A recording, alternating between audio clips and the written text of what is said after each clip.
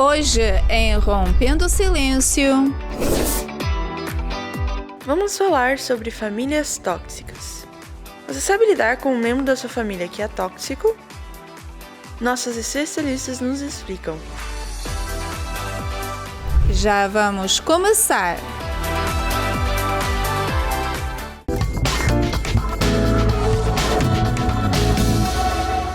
Boa tarde a todos que aí espera para acompanhar mais um episódio do Momento Rompendo Silêncio.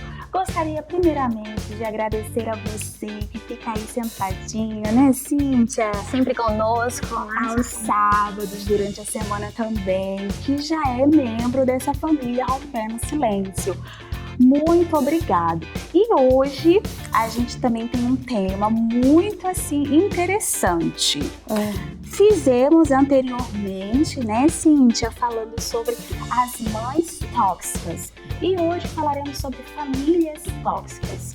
E você aí em casa se encontra numa situação assim, mais ou menos, você se vê dentro daquela família que tem trazido esses comportamentos, né? E de repente você nem sabe que está passando por uma situação de família, algum familiar, uma sogra talvez tóxica. Mas fique conosco e vamos estar falando mais sobre esse assunto e também vamos ajudar como lidar com essa situação. Sim, também tem as dicas, né, para poder, você talvez não saiba, como a Cíntia falou, e você não acredita que você talvez esteja numa situação como essa. E também tem falando dos filhos, os pais que nos assistem, as mães que nos assistem também vai saber identificar se por acaso o seu filho ou filha tem sido tóxico. Então, não saia daí não. Senta aí, porque a gente vai assistir a primeira matéria e vamos sentar aqui também e vamos chamar a nossa primeira convidada para poder responder as nossas perguntas. Já voltamos depois da matéria. Uma relação matrimonial pode durar muito com os ingredientes da compreensão, do respeito e do amor. Mas quando as decisões são tomadas não pelo casal, mas pela sogra, é provável que isso cause estragos e quebre o vínculo entre aqueles que juraram se amar eternamente. Uma sogra torna-se tóxica se não medir seus comentários e tentar alterar decisões, menosprezar, boicotar, manipular, na ânsia de ser mais importante até mesmo do que o casal. A sogra acredita firmemente que tem a melhor ideia de como fazer as coisas. Para atingir seu objetivo, ela pode usar da sua influência sobre o filho ou filha para modificar o que é discutido entre eles através da manipulação. Quando você percebe que decisões importantes do casal não estão sendo tomadas porque causam conflito para sua sogra, toxicidade já invadiu os cantos de sua casa. Há momentos em que a sogra será sutilmente tóxica e iniciará ataques de desprezo ou boicote, porque em sua mente você nunca será suficiente. Especialmente quando ela destaca excessivamente seus erros e compara seu relacionamento com os de parceiros anteriores de sua descendência. Este ataque suavizado da sogra é geralmente percebido apenas pela pessoa a quem é dirigido e tem a intenção de controlá-la para que ela atenda às suas exigências ou expectativas. Um sinal muito claro de que sua sogra tem andado atrás de suas costas é quando, em discussões com seu parceiro, ela diz: "Minha mãe me disse que isso aconteceria." Este tipo de mãe super protege seus filhos, causando-lhes baixa autoestima, incapacidade de tomar decisões e sentimentos de culpa. Portanto, é necessário manter o controle emocional, bem como distanciar-se uma vez que você tenha analisado bem a situação e declarado a independência de sua família em relação à sua amada sogra.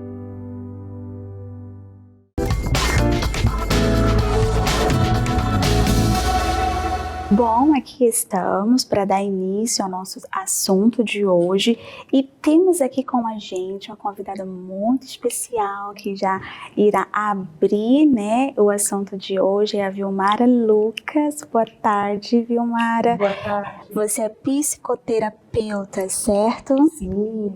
Seja muito bem-vinda. Obrigada por ter aceitado o nosso convite. Obrigada a vocês por me convidar, é um prazer estar aqui.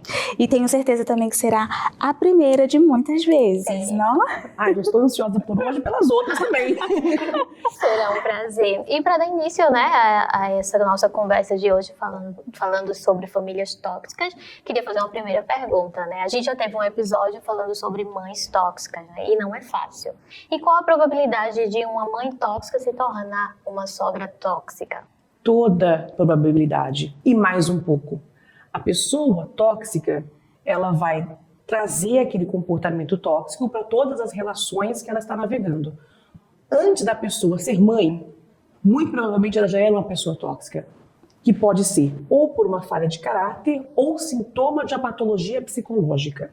Mas não importa se é falha de caráter ou sintoma de patologia psicológica. Aquele comportamento já é da personalidade da pessoa e aí ela vai se tornar uma mãe tóxica e quando sogra, uma sogra tóxica e quando coworker, uma coworker tóxica.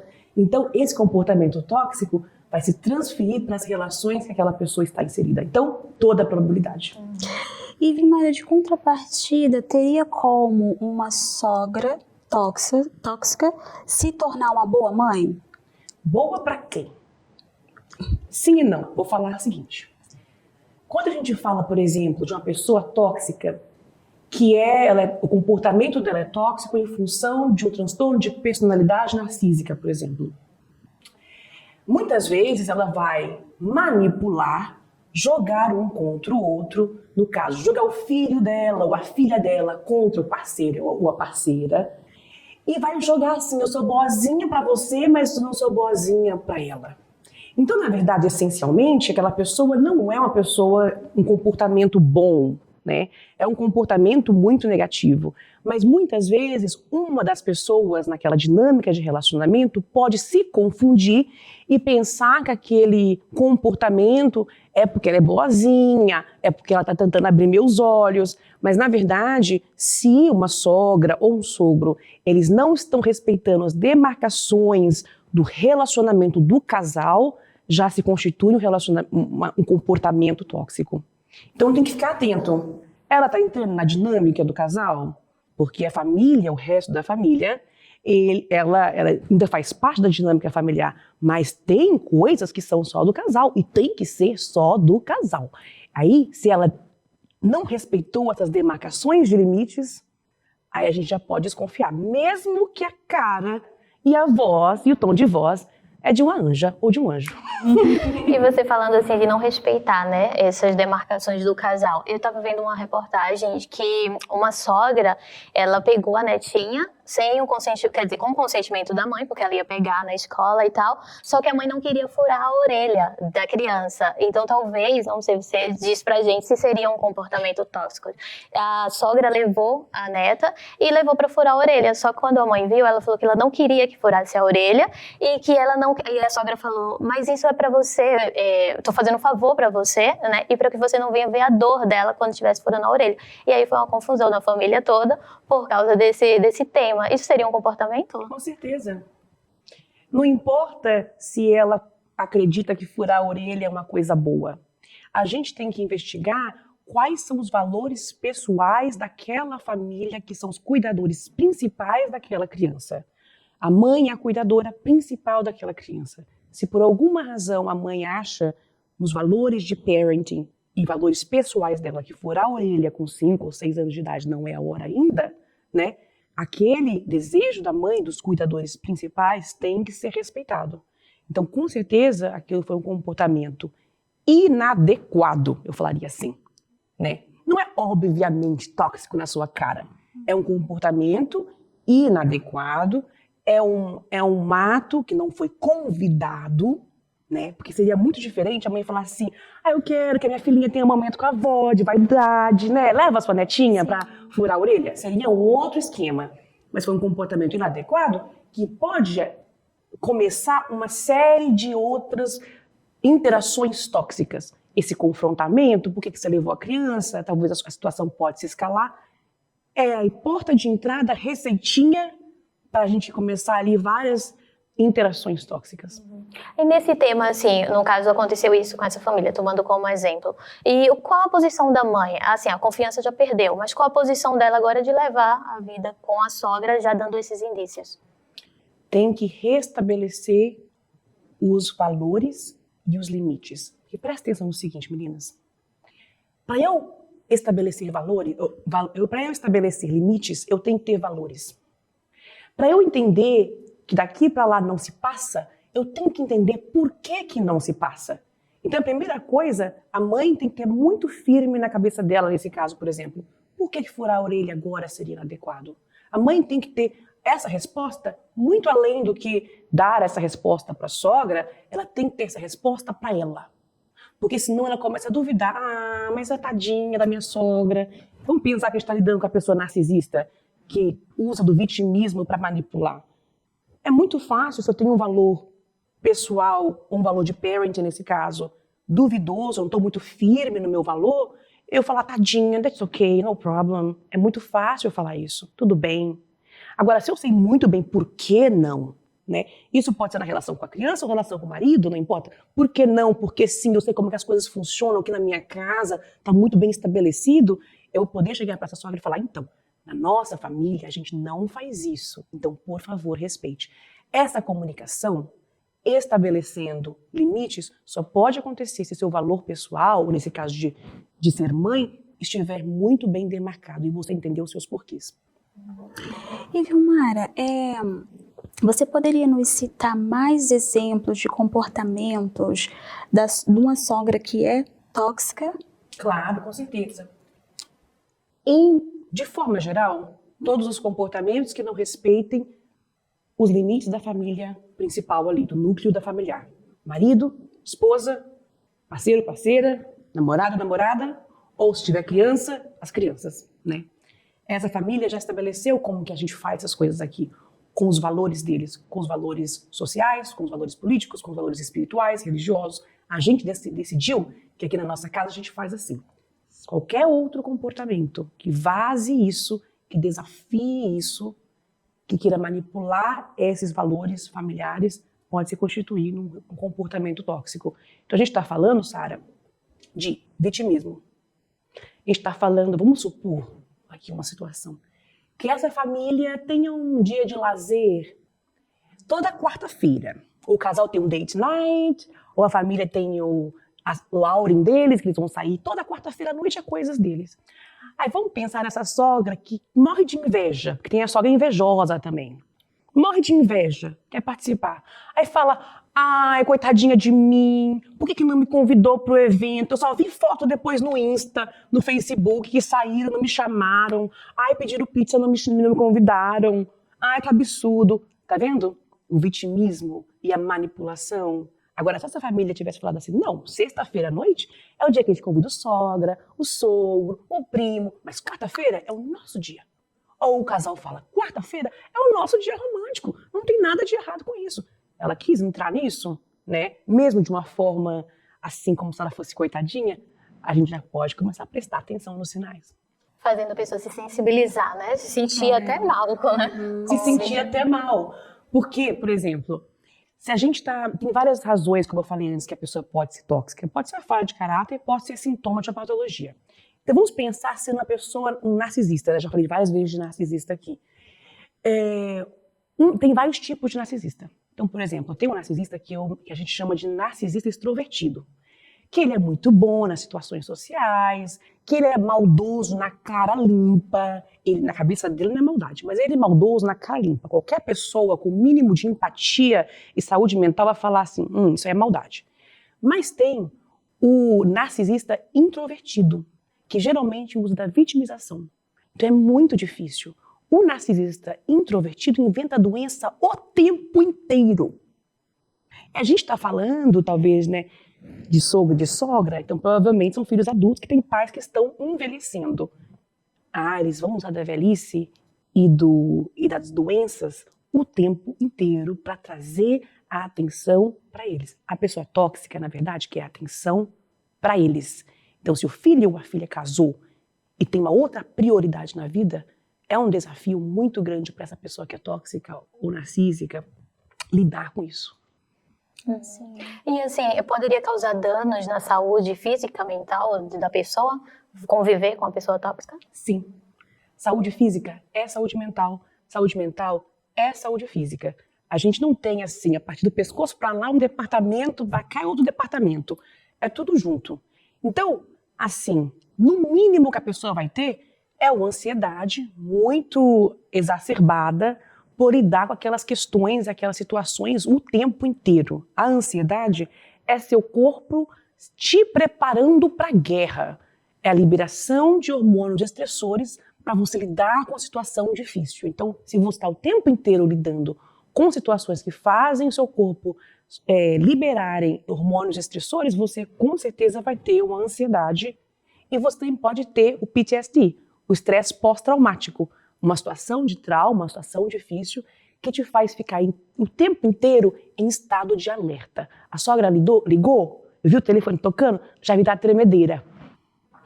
Ela veio na reunião familiar, eu já começo a suar frio. Isso não é normal. E com sogra e com sogro, a gente normaliza muito. A gente acha, minha sogra é chata mesmo. Né? Não pode normalizar. É um comportamento abusivo, a gente tem que tratar como tal. Mara, como, por exemplo, eu identifico, né, a pessoa identifica que a sogra está sendo tóxica pro cônjuge, casal. Uhum. Como que eu chego para falar, né, pro meu parceiro que a mãe dele, que os comportamentos dela não estão sendo legais, não estão sendo bacana para os dois, tá afetando a saúde mental, física dela? Como que eu vou falar pro meu esposo que a mãe dele tá sendo tóxica para nossa relação, por exemplo? Vou começar com um ditado brasileiro, joguinho de cintura. Tem que ter. E aí, o treinamento que eu dou para as pessoas que estão passando por isso é comunicação assertiva e não violenta com esse parceiro. Vou explicar por quê. Vamos pensar que o marido ou a mulher, né, cresceu com essa mãe, que muito provavelmente já era uma mãe tóxica também, né? Voltando lá na primeira pergunta, né, da mãe tóxica se tornar uma sogra tóxica. Aquela pessoa, muito provavelmente está passando por duas coisas. A primeira coisa que para ela é normal, é assim a mãe é mesmo. Minha mãe é assim, sempre levou os abusos da mãe na infância, na adolescência, enquanto jovem. Só de ter conseguido casar, talvez já se constitui uma grande vitória para aquela pessoa enquanto ser humano. Ela já está acostumada demais a lidar com aquela mãe, com aquela mãe ou com aquele pai abusivo. Então, quando você chegar para o seu parceiro ou parceira e falar assim, o comportamento da sua mãe é tóxico, ele vai falar, você está ficando doida. E vai começar a brigar com você. Porque para ele já é normal, né? Para ele já é normal, ou para ela já é normal. Então, você que vai ficar de ruim na situação. A segunda coisa é que vamos pensar que esse homem ou essa mulher cresceu com essa mãe.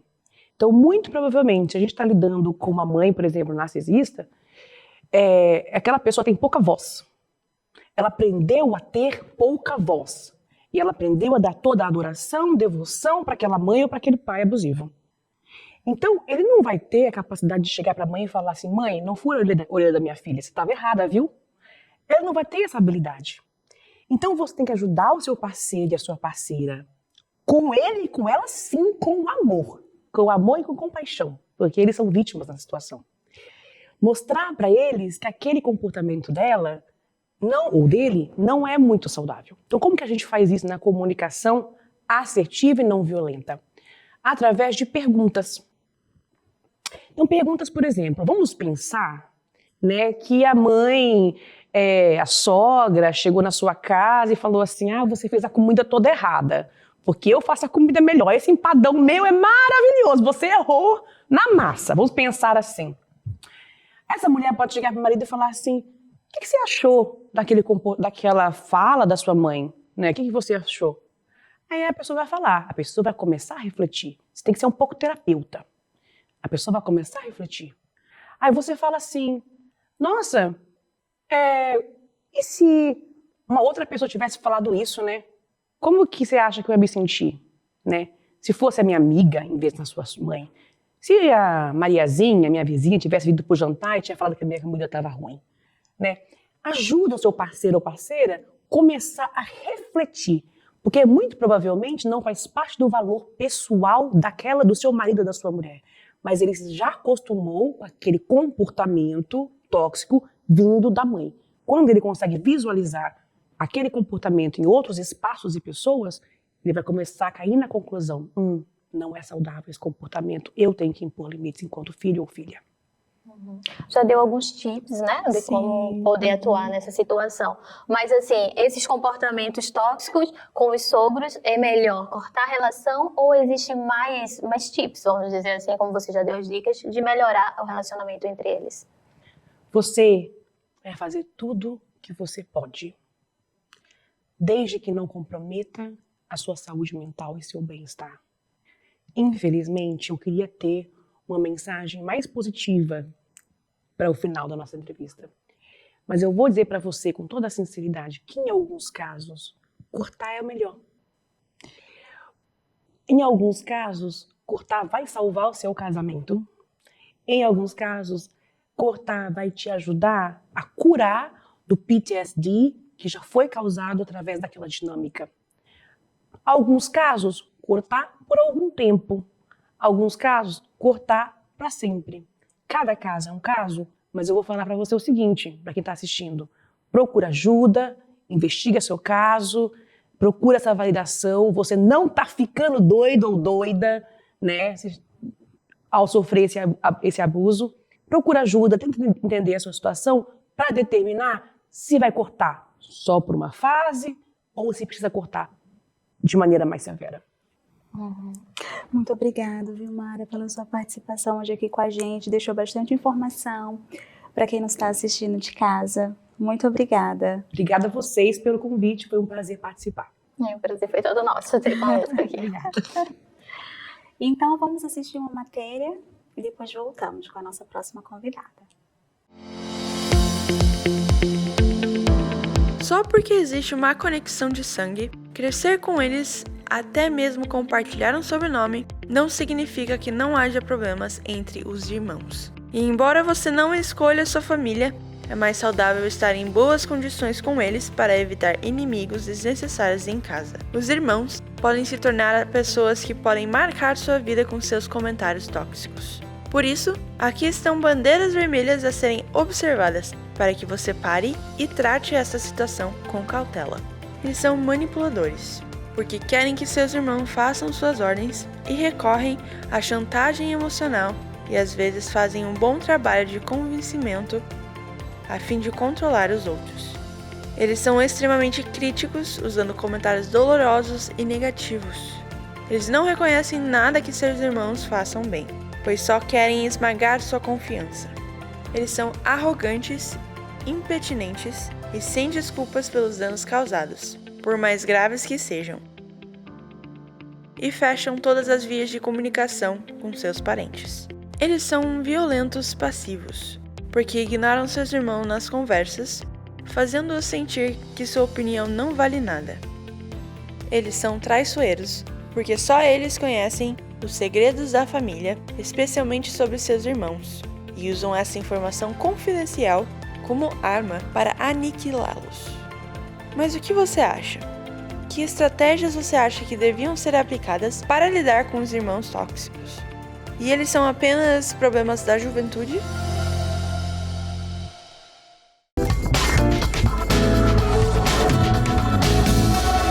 Volta com o nosso programa, né, Sara? E para continuar com o nosso assunto de hoje, famílias tóxicas, agora que já falamos sobre os sogros tóxicos, vamos falar um pouquinho também sobre os irmãos, né? De repente, tem aí um familiar, um irmão seu, que está mostrando, né, esse comportamento. E para nos ajudar, temos conosco a Natália Russo. Natália, que é psicóloga. Olá, Natália, boa tarde. Boa tarde. Tudo bem? É um prazer tê-la conosco aqui, mesmo através do Zoom, mas vai estar nos ajudando bastante com esse tema. Obrigada. Natália, eu já tenho uma primeira pergunta para você. Por que é tão difícil para os pais identificar ou aceitar que suas crianças são crianças tóxicas? Eu acho que a primeira questão é que muitos pais, eles têm a tendência, né, a ver essa tirania ou essa toxicidade, né, dos filhos como um ato de rebeldia comum da idade, às vezes, né, quando são crianças. Então, os pais, eles têm essa tendência a idealizar o filho e, por essa razão, eles terminam tendo essa dificuldade de identificar, né, essas problemáticas que começam a acontecer. E eu percebo que isso tem sido algo que tem acontecido de uma forma muito mais recorrente na sociedade atual, porque muitos pais, eles não têm tempo para os filhos devido às atividades, devido ao trabalho, né? E por isso eles terminam favorecendo, né, um comportamento muito, digamos assim, muito dominador da parte dos filhos, como uma forma para poder compensar aquela falta de atenção que eles dão a esses filhos. Então, terminam permitindo esse padrão de comportamento, né, que termina sendo um pouco tirano da parte dos filhos, como forma de poder compensar, né, aquele tempo que eles não dão por conta da rotina diária, por conta da série de exigências que eles têm, né? Então, eles terminam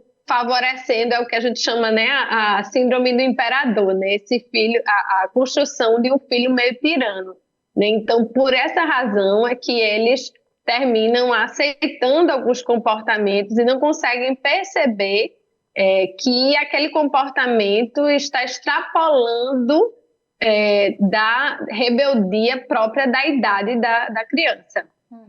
E, Natália, como os pais podem identificar que têm filhos tóxicos? Quais são esses comportamentos que eles podem apresentar? O comportamento principal, né, quando esses filhos, eles começam a agredir psicologicamente e até, em alguns casos, eu já observei no meu próprio consultório, fisicamente os pais, os adultos, né? Como se eles fossem adultos, crianças disfarçadas de adultos, né? Eles têm uma atitude muito manipuladora, né? E aí é como se eles fossem aqueles que, na realidade, eles passam a tomar o lugar desses pais, né? Eles têm uma conduta desafiantes, normalmente. Eles desafiam os pais até o ponto dos pais cederem, né? Ou então chegarem até a ter comportamentos agressivos, né? Eles são hostis constantemente. Eles não gostam de cumprir normas, têm uma dificuldade muito grande de cumprir normas, né? Eles não querem cumprir os deveres. Eles têm uma atitude, principalmente de dominação, né? Eles querem mandar e ordenar coisas em relação aos pais. Eles têm condutas caprichosas, eles têm falta de empenho, baixa tolerância à frustração, eles têm a tendência a manipular muito. Então, isso é o que a gente tem que começar a perceber, né, quando a gente quer identificar se o comportamento, a atitude dos filhos está extrapolando ao ponto de começar a ser tirano e tóxico. E, Natália, é tão bom, né, assim, falar sobre isso, porque às vezes a gente encontra até episódios no nosso dia a dia de crianças junto com seus pais, de querer uma coisa e fazer aquele berro, fazer aquela manipulação mesmo com os pais, e os pais acabam cedendo, né, sem saber que o seu filho pode estar apresentando esses sinais. Isso, né, eles têm, como eu falei antes, né, esse poder de manipulação. E é muito decorrente da sociedade atual, da rotina dos pais exigentes. Por essa razão, eles terminam cedendo para compensar, né, essas faltas que eles, de repente, de qualidade de tempo, né, de investimento no filho, e terminam liberando, né, se desprendendo essa energia e autorizando alguns comportamentos que são inapropriados e disfuncionais. E, Natália, de onde essa toxicidade pode vir? Como essas crianças, elas conseguem, né, ser influenciada, aprendem a fazer isso que fazem, a terem esses tipos de comportamento? Principalmente, ela é fruto de uma educação deficitária e sem limite, né? Como eu falei anteriormente, né? Essa falta de limite, né? E essa superproteção, às vezes, dos pais, né? Tem um componente genético do próprio perfil da criança, né? Que tem, às vezes, uma atitude, um leadership maior. É comum essas crianças elas terem essas atitudes mais assim, serem mais impositivas, mas ela é agravada, né, exatamente por essa falta, né, de limite desses pais, de uma educação deficitária. E é importante a gente tratar aqui, quando a gente fala de limite, né, a gente tem que lembrar que esse limite ele tem que ser sempre dado em função da maturidade da criança, né, da idade da criança. Então, tudo isso tem que ser considerado. E, às vezes, os pais eles têm dificuldade de identificar qual o limite que eles podem dar em função da idade, né, por falta de experiência, por ser pais de primeira viagem, né, de ter, às vezes, só um filho único e não ter outros para comparar, ou então acontece muito, né, quando existem situações de imigrantes, né, que eles perdem esse resor social da família e terminam, né, criando os filhos de uma forma muito mais,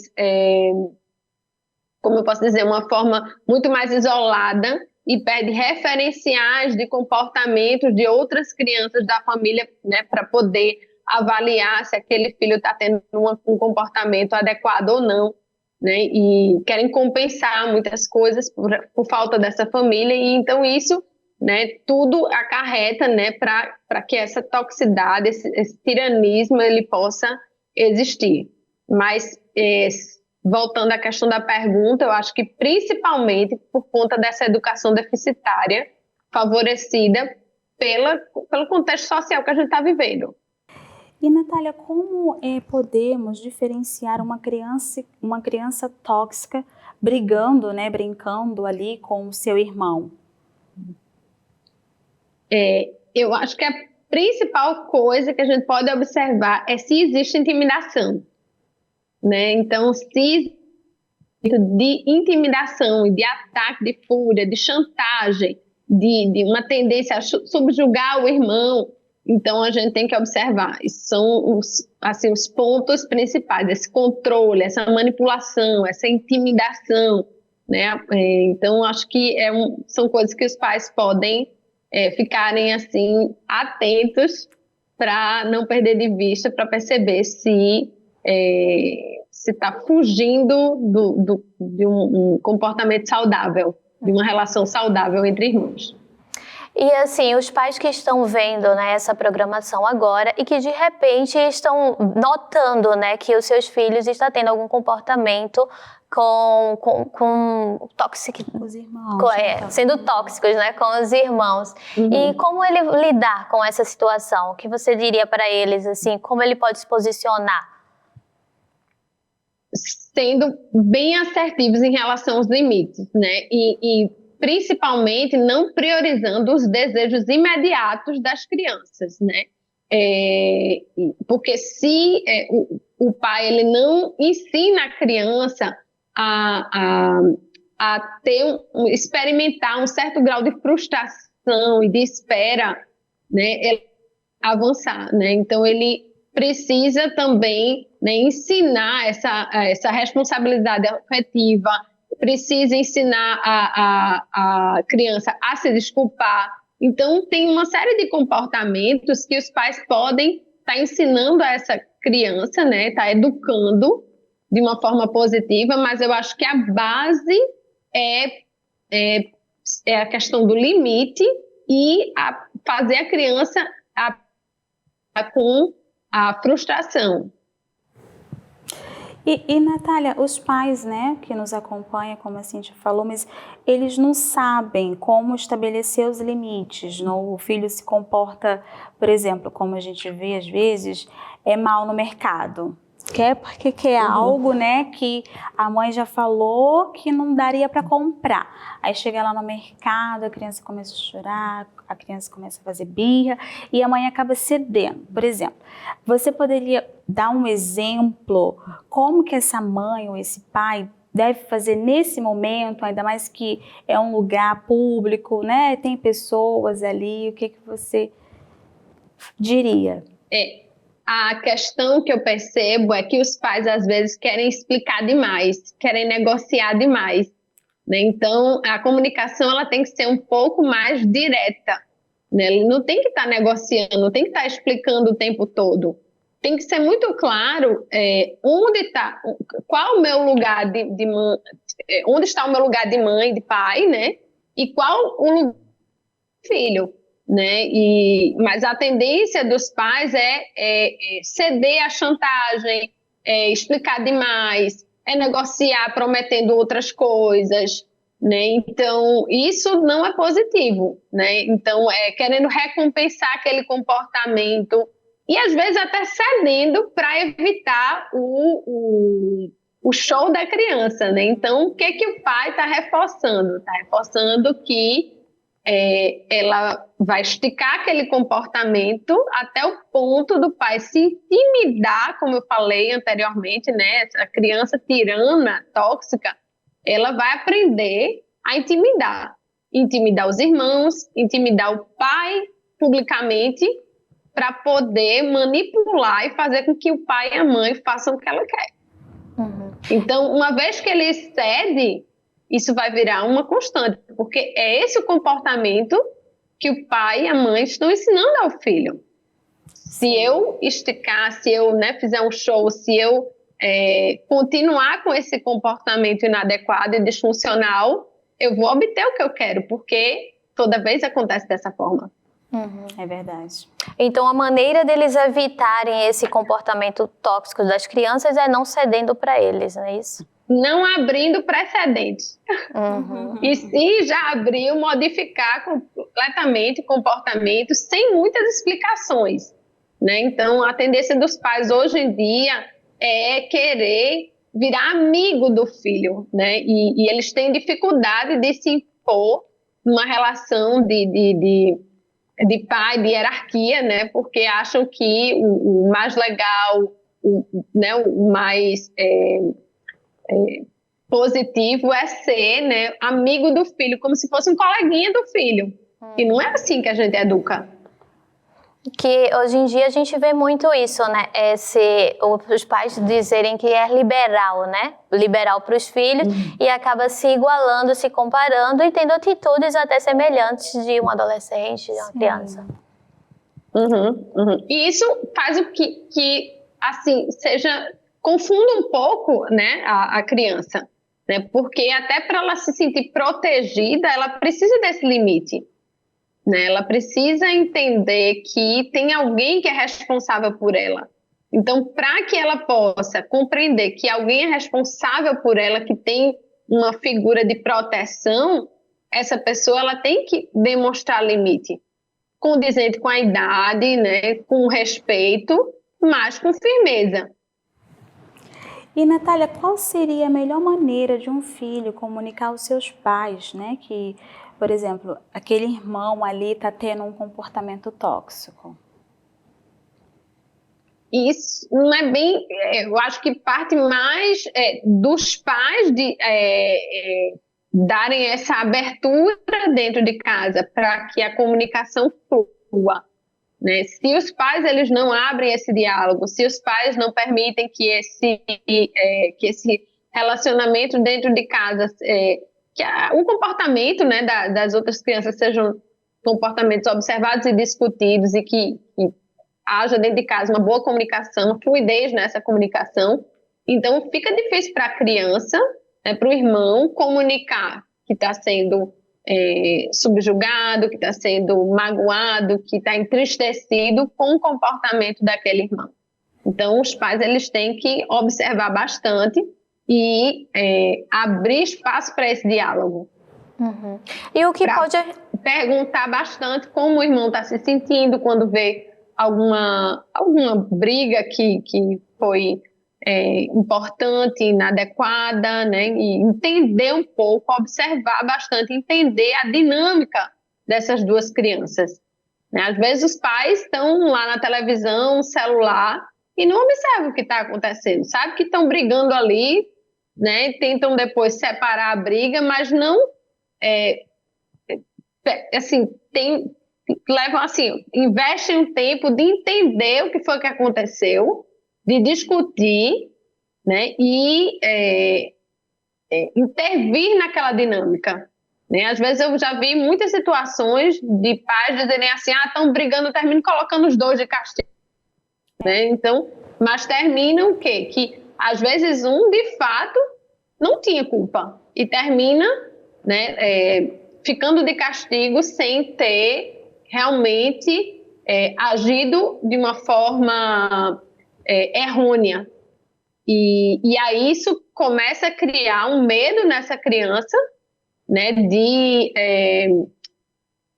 avançar e de se posicionar perante o irmão, com medo dessa punição que vai ser imposta às vezes para os dois também, né? Então ele termina ficando cada vez mais arredio a essa provocação do irmão, com medo de punição, né? Ou então ele realmente não sabe se posicionar, dependendo do temperamento de um e de outro. Tem criança que é mais tímida, tem criança que tem mais dificuldade de comunicação, tem criança que não fala tanto os sentimentos, né? Então, cabe aos pais observar, entender e intervir nessa dinâmica, sempre. E a gente vê que é desde casa, né? Sim. Se tem ali esse acompanhamento dos pais, tem essa deficiência, como você falou, então vai crescer filhos ali mais retraídos e já vai gerar uma outra situação, outro problema, né? Quando maior. Uhum, exatamente. E eu tenho outra pergunta. O que pode acontecer caso esses comportamentos tóxicos não sejam corrigidos? No futuro, eu acredito que uma coisa que pode favorecer, né, que vai ser algo muito difícil para essa criança que não foi tratada, que não foi educada, é que ela vai ter uma grande dificuldade de relacionamento no futuro, né? Por quê? Porque ela não sabe lidar com figuras de autoridade, né? Então, até no próprio trabalho, ela pode ter dificuldade a respeitar limites de tempo, né? Respeitar prazos, respeitar as figuras de autoridade como chefes, né? Ela pode ter um comportamento nos relacionamentos amorosos ou relacionamentos de amizade de que as pessoas elas têm a obrigação, né, de saciar os desejos dela, né? Então isso é algo que vai acarretar em vários problemas de relacionamento no futuro, né? Então, se ela não aprende desde criança que né, os direitos da gente terminam quando, né, começam o dos outros, né? Então vai ser difícil para ela ter uma vida social saudável. Natália, minha querida, muito obrigada por ter respondido as nossas perguntas. Suas respostas Obrigada a vocês. Foram muito claras, muito boas e esperamos ter você no próximo episódio do Rompendo o Silêncio. Muito obrigada. Muito obrigada. Um abraço. Nos vemos então. Um abraço. Tchau, tchau. E vamos agora para o nosso testemunho e já voltamos com o nosso momento Romper o Silêncio. Meu nome é Tawane de Souza, tenho 21 anos, sou designer de sobrancelhas e o meu sofrimento ele começou quando eu era bem criança. Na minha casa havia muitas brigas, muitas discussões, agressões verbais, físicas da parte do meu pai e da minha mãe. Eu cresci, né, diante desse lar destruído. Eu não tinha muita presença assim do meu pai, ele sempre vivia trabalhando, a minha mãe também. E até que teve um dia que eu estava sozinha em casa e eu estava com um parente, na verdade, né? e ele me molestou. Ele passou as mãos nas minhas partes íntimas, beijava na minha boca, e devido a isso eu peguei um trauma muito grande, até mesmo medo de abraçar homens, até mesmo meu pai, meu irmão, eu tinha muito medo. Eu tinha esse medo incubado dentro de mim, né? E aí, devido a isso, a carência, eu fui procurar preenchê-la no mundo. E então eu conheci uma pessoa do tráfico e aos 13 anos eu fui amante dessa pessoa. E eu fazia dessa pessoa um Deus na minha vida. Para mim ele era tudo, e tudo que ele pedia para mim fazer eu fazia. Então eu vivi em biqueiras, eu comecei a sair para bailes funk, para balada, até que eu tive o meu primeiro contato com a maconha. Então eu comecei a usar maconha, fumei cigarro, bebidas alcoólicas, tudo isso para poder preencher uma carência que eu tinha.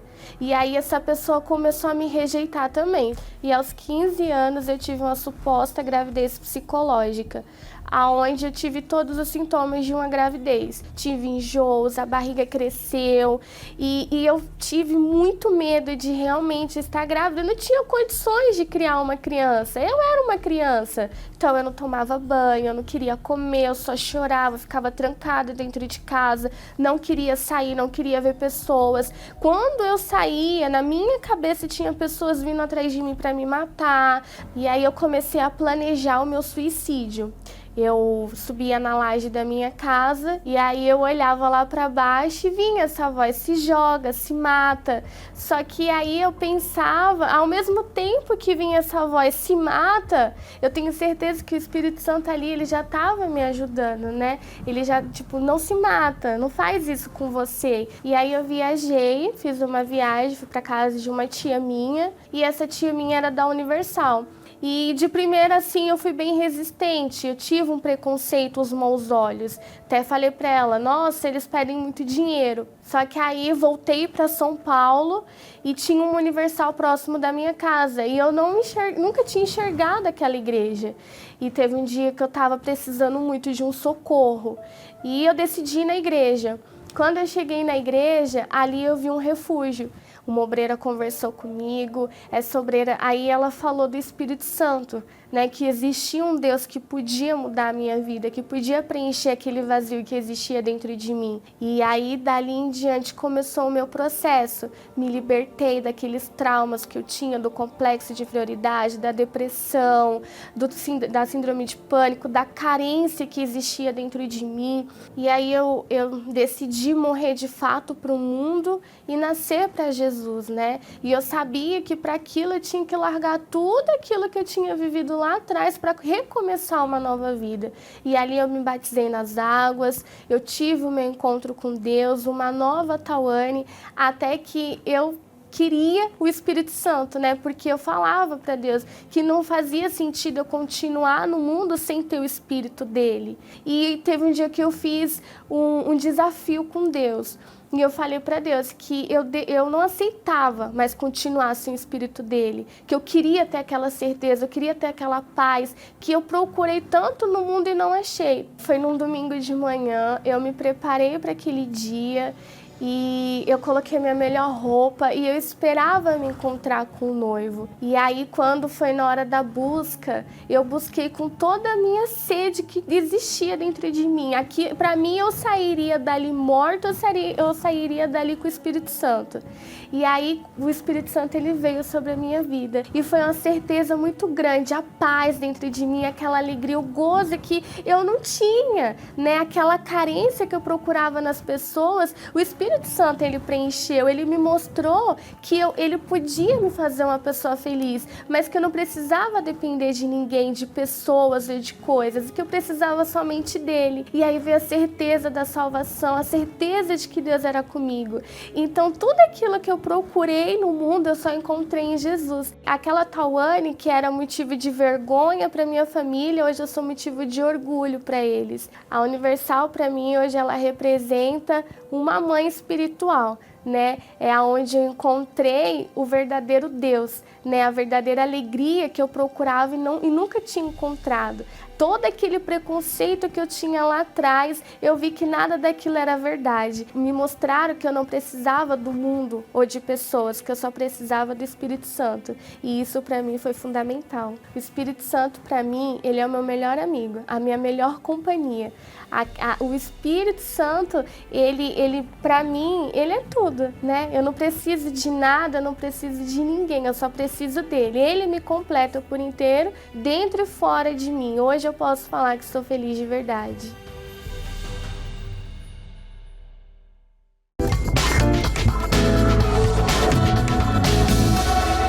E só o Espírito Santo mesmo para nos completar por inteiro, né?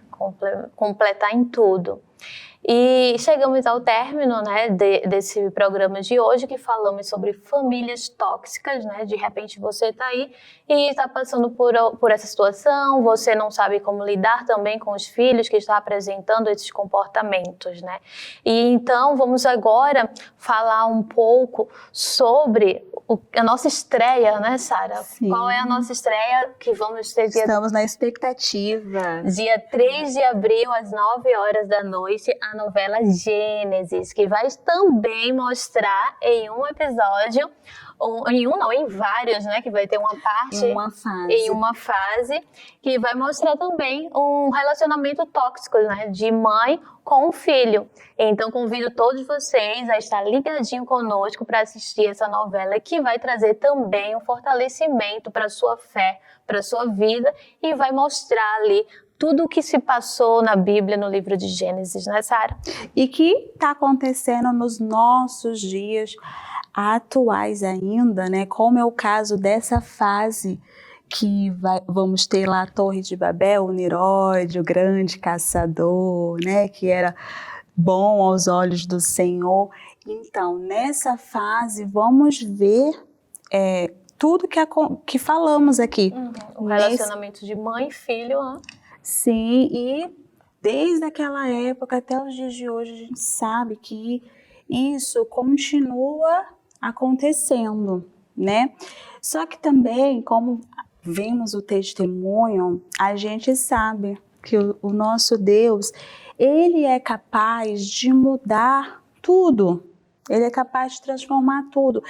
Eu não sei qual posição você se encontra. Talvez você seja o pai, talvez você seja a sogra, talvez você seja o irmão, talvez você seja o filho que esteja vivendo nessa família tóxica.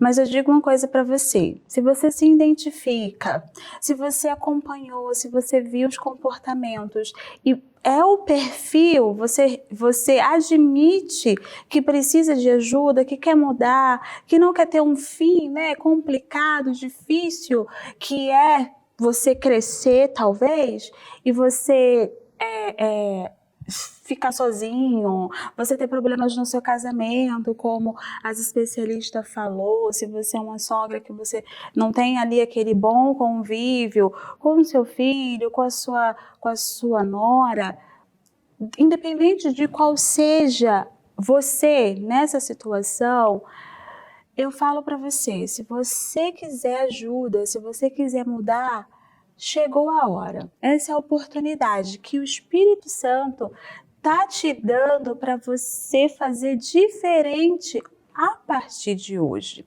né? Porque vamos fazer uma oração e eu tenho certeza que já nessa oração você já vai ver mudanças, mas você não vai esquecer o que falamos, né, nesse programa. Você vai lembrar e você depois vai vir também o quê? Nos buscar, né, Cíntia? Para poder receber mais ajuda. E de repente é essa pessoa que trouxe, né, esse impacto de uma família tóxica na infância, sim, irmãos tóxicos, e essa pessoa está nos ouvindo, nos vendo agora e trouxe isso com eles, que é uma pessoa, uma adolescente, uma mulher reprimida, né? Sim. De repente está passando por esses sintomas que deixaram na vida dela. Mas tudo isso através da fé pode sim ser transformado, né, sabe? E mesmo se você conhece uma pessoa, né, que você viu através dos comportamentos que seja tóxica, você pode orar por ela, sabia? Você pode orar por você e também você pode orar por alguém nesse instante que seja essa pessoa tóxica. Então, vamos orar nesse instante? Vamos falar com Deus então. Fechemos os olhos. É momento de oração. Vamos todos falar com Deus. Senhor, meu Deus e meu Pai, Senhor Jesus, nesse instante, meu Pai, nós unimos a nossa fé e pedimos ao Senhor em favor, meu Pai, de todas as pessoas que nos acompanham nesse instante, meu Pai, através dessa programação, meu Pai, desse programa. Meu Deus, as pessoas que nesse instante estão conectadas e aquelas, meu Deus, que ainda irão assistir esse programa um dia. Meu Deus, que se identificou com esse tema, meu Deus, mas que ao término dela, meu Pai, ela não quer mais ser assim, meu Pai. Ela não quer ser mais a vítima, meu Deus. Ela não quer mais se fazer de coitada. Ela não quer, meu Deus, causar problemas, meu Pai, dentro da própria casa dela. Ela não quer ser aquela, meu Deus, aquela pessoa que, meu Pai, tem aquela energia negativa. Não, meu Deus, ela quer ser diferente, meu Pai. Ela quer ser aquela mãe, meu Deus, para os seus filhos que irão, meu Pai, que irá identificar, meu Pai, entre um e o outro, meu Deus. Eu peço ao Senhor que dê, meu Pai, da tua sabedoria, meu Pai, para que elas venham entender, meu Deus, quem são os seus filhos, ver quem são os seus filhos, querem ajudar de alguma maneira, Espírito Santo, para o marido, para o sogro, meu Deus, para a sogra, que por uma vida inteira, meu Pai, ela sofreu, meu Deus, ela foi sozinha, ela não teve ali o acompanho, meu Pai, da mãe, do Pai, e ela se tornou, meu Pai, essa mãe possessiva, meu Deus, apegada ao filho, tem o filho como um Deus, meu Pai, nesse instante eu peço ao Senhor, meu Deus, que visite a todos, meu Deus.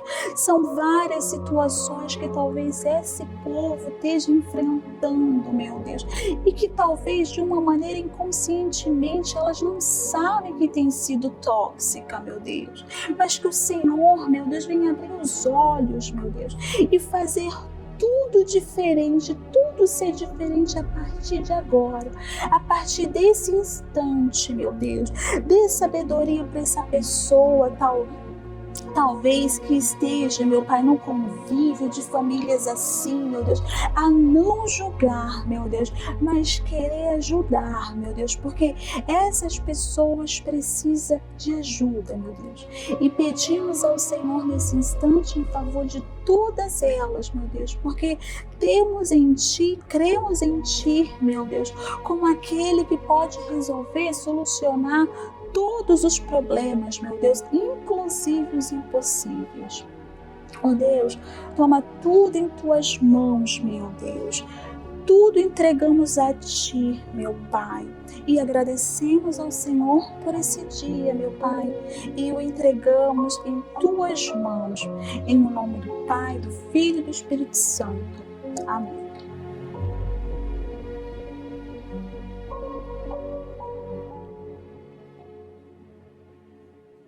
E sim, chegamos ao fim, é hora de ir, mas nos vemos no próximo episódio do Momento do Rompendo Silêncio, ok?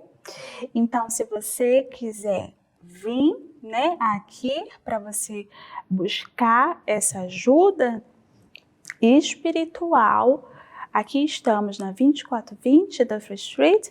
Na sua tela também aparece o nosso número de telefone que você pode dar uma chamada para a gente antes. Fique à vontade, tá bom? Fiquem todos com Deus e até a próxima então. Tchau, tchau.